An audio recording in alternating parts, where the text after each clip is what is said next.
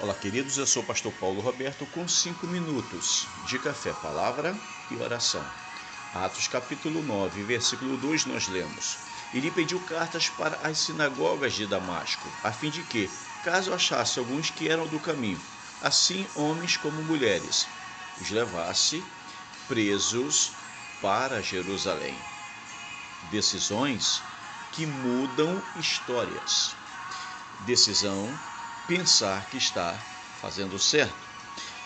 Paulo tinha acabado de participar do assassinato do diácono Estevão, um dos homens mais importantes da igreja de Jerusalém. A Bíblia nos mostra Estevão como um diácono cheio do Espírito Santo, pregador da palavra do Senhor, conhecedor da história do seu povo. Alguém que teve um encontro com Jesus e a vida foi totalmente e plenamente transformada. Mas por causa do Evangelho de Cristo, por estar pregando a verdade do Senhor, ele foi apedrejado em praça pública com consentimento, autorização de Paulo.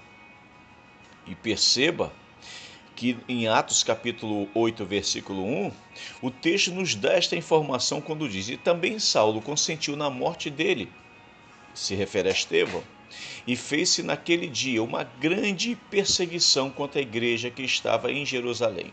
E todos foram dispersos pelas terras da Judéia e de Samaria, exceto os apóstolos. Queridos, diante desse ocorrido, desta grande fatalidade, Paulo ele poderia parar para refletir sobre o acontecimento. Paulo poderia dar uma pausa naquele momento, pensar, se colocar no lugar da família daquele homem, daquele servo de Deus. Mas entenda, Paulo pensava que estava fazendo a coisa certa, que estava agradando a Deus, que estava servindo ao Deus Todo-Poderoso, quando na verdade não era a verdade, não era isto. O que ele faz? Ele dá prosseguimento à maldade de perseguir, de matar e de fazer todas as atrocidades no qual ele tinha liberdade e autorização para isto. Eu penso, amados, que Deus sempre nos dá todas as condições de fazermos aquilo que é certo. Mas a nossa vida, por muitas vezes, parece que ao invés de nos fazer pensar e refletir, a gente escolhe a teimosia, em insistir em fazer aquilo que é errado. Deixamos que as nossas emoções falem por nós e assuma o controle da vida, da situação no qual estamos. Nós temos na Bíblia aqui muitas referências acerca de decisões que foram tomadas de uma forma totalmente errada. Uma delas está em Gênesis capítulo 4, versículos 6 e 7, quando Deus se apresenta para Caim. Ele diz: E o Senhor disse a Caim: Por que tiraste? E por que descaiu o teu semblante? Se bem fizeres, não é certo que serás aceito, e se não fizeres bem, o pecado jaz à porta, e sobre ti será o seu desejo, mas sobre ele deves dominar. Olha que Deus se apresenta para Caim.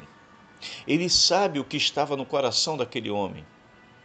Ele conhecia as suas intenções em relação ao seu irmão Abel.